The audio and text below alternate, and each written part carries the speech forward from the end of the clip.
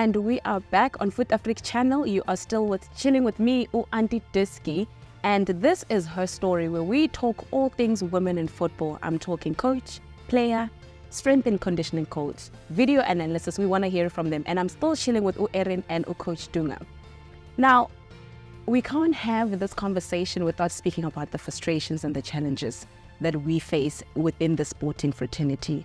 And I think talking about these problems somehow has an aggression in terms of bringing the change. And we don't want to sugarcoat, I just want to ask from a player's, perspective first before I go to coach, what have been some of the challenges? You're probably going to mention the injury, and please do, because I want to also ask advice for a little girl that's probably watching. But what are some of the challenges that you have faced within, your going up the ranks in the football space? I think, there's so many, unfortunately. You can write a book. Yeah, I honestly could. There are personal ones, there are external ones, there are, I would say, probably self-doubt is a big one. As I say, a personal, internal issue.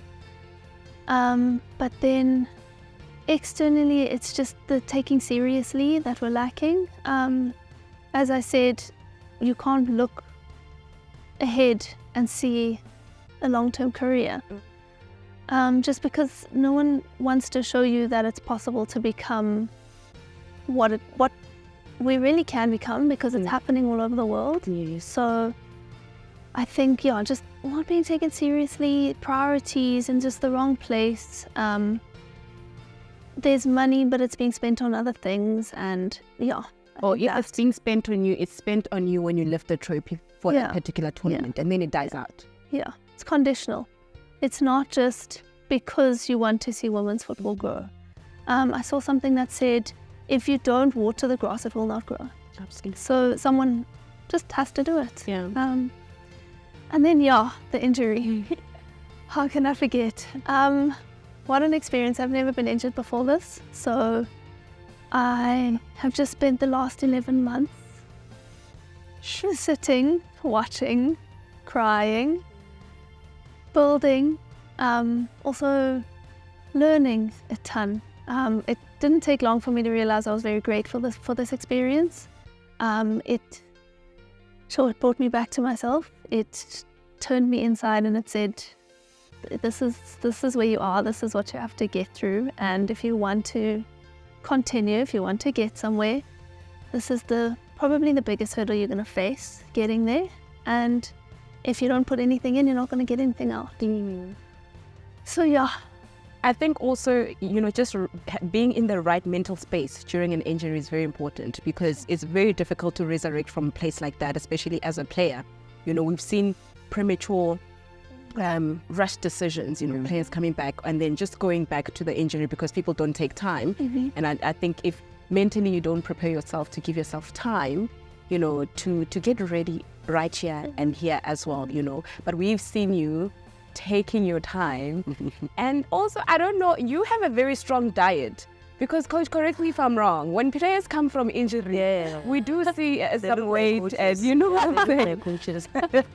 But you came back and we're like, hi, Erin, what is the diet, And how difficult is it when it comes to, basically doing the physical work, coming from such an injury?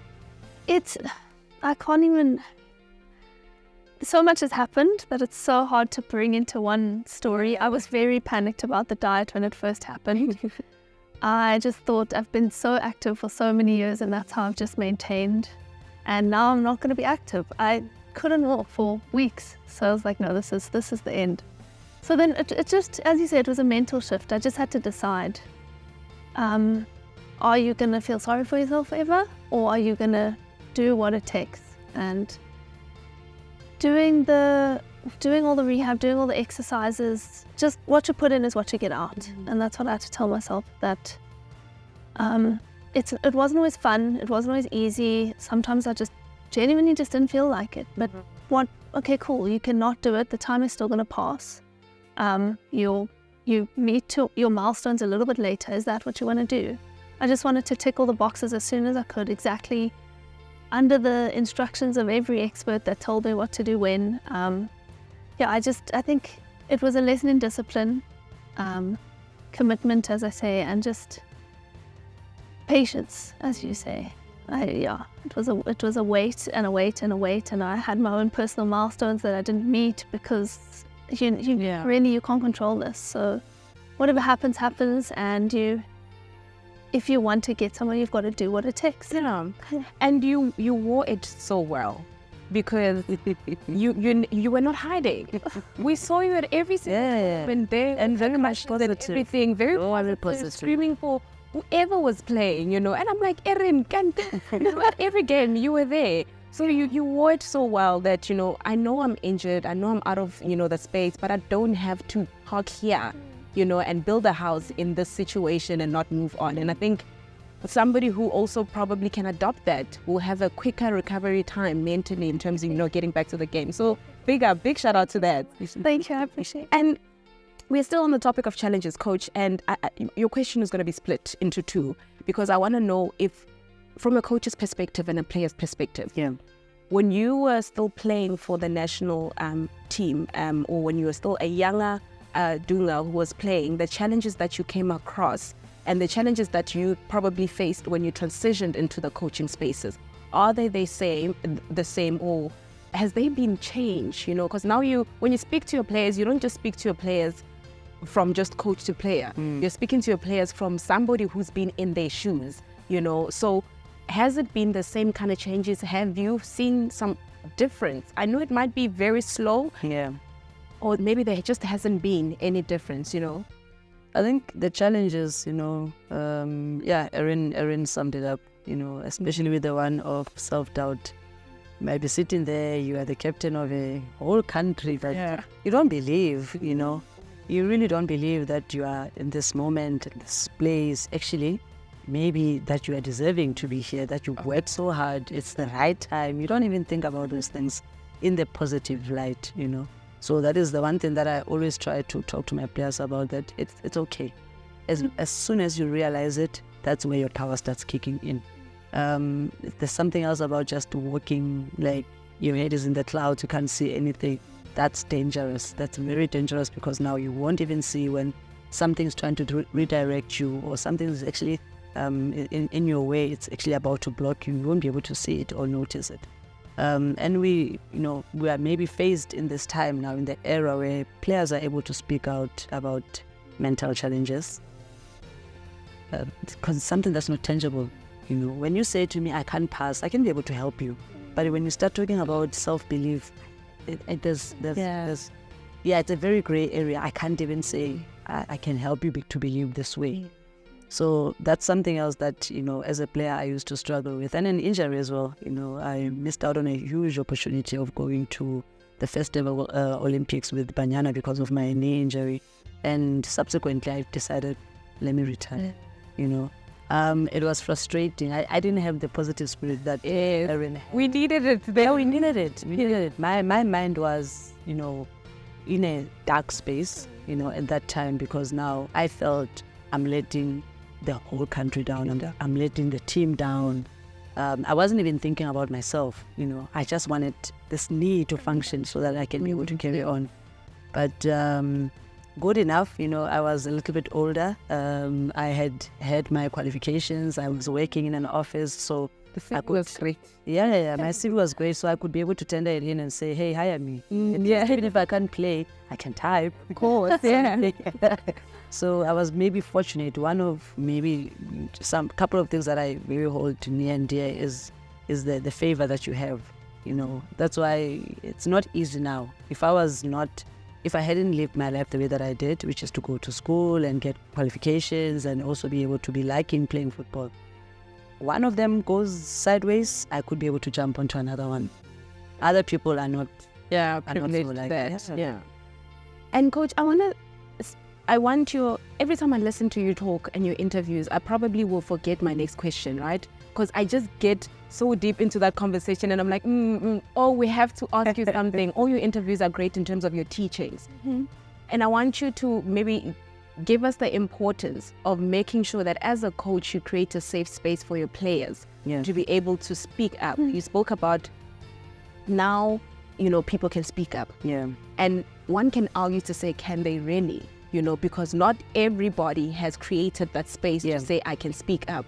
How important is it that you as a coach give your players the ability to know that even if it's after training, no matter what I'm going through, I can raise my hand, and coach is not going to objectify me by saying what I said, In fact, you are going to teach me, you're going to guide me, you're going to put me on some performance analysis if that's what it takes to make sure that, I'm right. And maybe it's not advice about football. Yeah. It's about personal things that are affecting me on the football field. How important is that? It's very important, Jess. When we were playing, some of the things that we would hear from the coaches, and they might argue that, no, we're toughening you. But if I think back, those were the harsh words that a coach could say to a player. I'm already competing with myself on the pitch. I'm competing against an opponent. I'm competing against the environment or the situation, whatever we are. Maybe we are losing. I'm trying to get us to win. There's fans that are saying something or the other. Some are saying kind things and others unkind things. So to be hearing the most common voice that I know is the coach's voice, and you hear something horrible, demolishing, Yeah.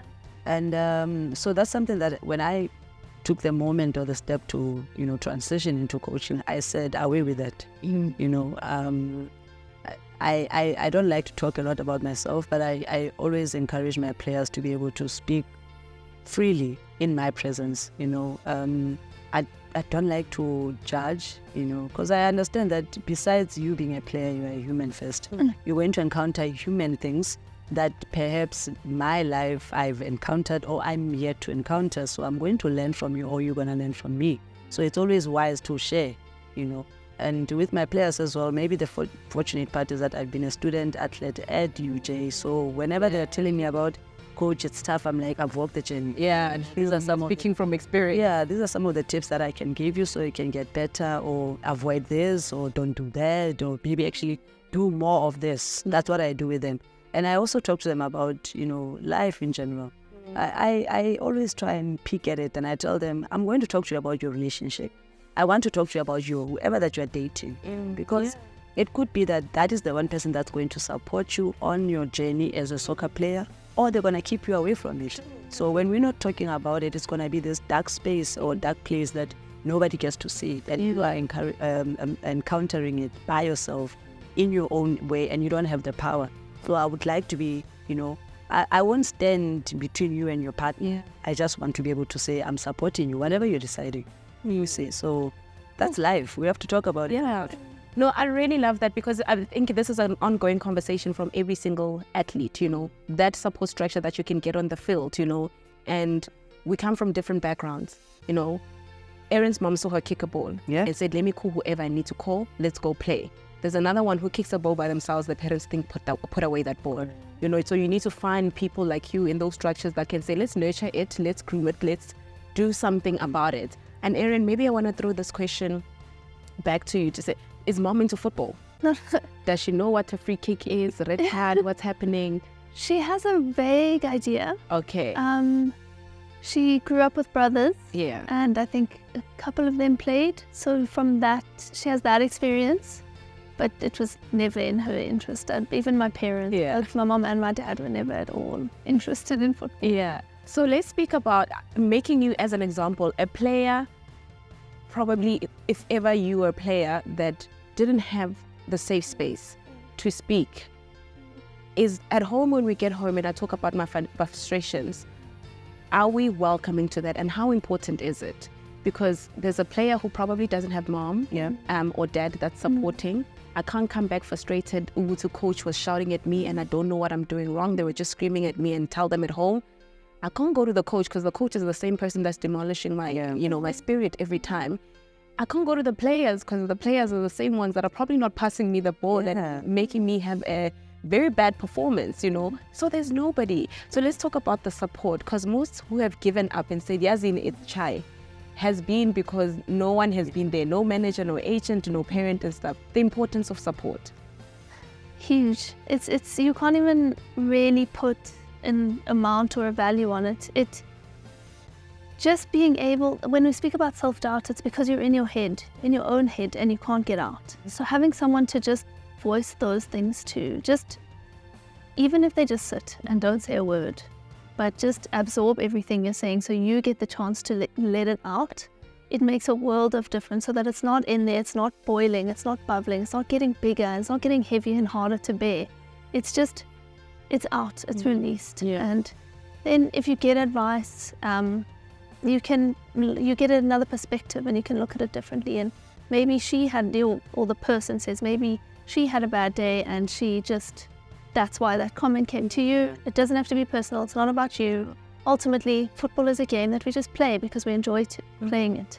We don't have to take that stuff off the field. So just to have someone to let it all out, to get a different perspective from, makes a world of difference. When I got injured, the first thing the coach said to me is, I need your mom's number, I need your sister's number, I need anyone that's going to be around you during this time, because support is the number one thing that's going to get you through this. And just being checked on, no matter how frequently it was, just knowing that someone is there, right? A world of difference. No, definitely it does. And I'm putting my hand up. I was one of the people that was sending constant WhatsApp. Of course. So we've come to the end of the show, but I cannot let you go. Quick seconds. What are we looking? What do we think we need? What is, just a growth element? What is next in women's football? What do we want to see? And maybe let's leave the professional league one. We know already. We all want that. But just in quick, just before we wrap, what do you think will help us the next step? Coach? I can close it for us. No, you know what, Jess, I think, just for the game to grow, I hope one day that we can get into a space where players are players and they are not players end, because it really does take away from them being the best of themselves, and also it takes away from this industry growing. I think, we look at the number of players, especially young players that are coming into Hollywood Pets. It has grown this year very much. And now it pushes the older players they're making us run too much. They really are. But I don't think there's a space for those older players to transition perfectly. So I wish that we can be in a space where there's avenues for everyone, and everybody can feel a part of the industry, because it's a huge industry, I love that. I feel like every time I have these conversations, I just feel like we need a part 2 and a 3 and a 4, because we didn't even tap into the development spaces, which you are at. But I just want to say thank you so much for being part of this, episode. Erin, you're doing so well. We are so happy that now we are seeing you in those tracksuits and you are singing. Nomakua is back, definitely. We love to see our white flower. I used to call you and Ludwig that. I'm just like, diversity, guys. We need diversity. Continue doing what you're doing. I know once you get back, you never stop. So we appreciate the work that you are doing. Coach, I can say 1,000 things, Moose. Your spaces, you are here and here, in the national space, in the educational space, varsity space and everything, the work you're doing for Varsity Cup. I mean, we know you've got bragging rights and street kid, but continue investing. You're one coach who calls a spade, and I appreciate that about her so much, But thank you for giving back, to the grassroots of football and becoming, a mentor. You never know. A mentor doesn't mean we have to have a conversation every day, but it could be listening to you and hearing the things that you give. Thank you so much, ladies. Thank you. And that is a wrap for this episode. My name is Jessica Nkomo, also known as Auntie Dusky. I will catch you on the next episode when we are talking all things women in football.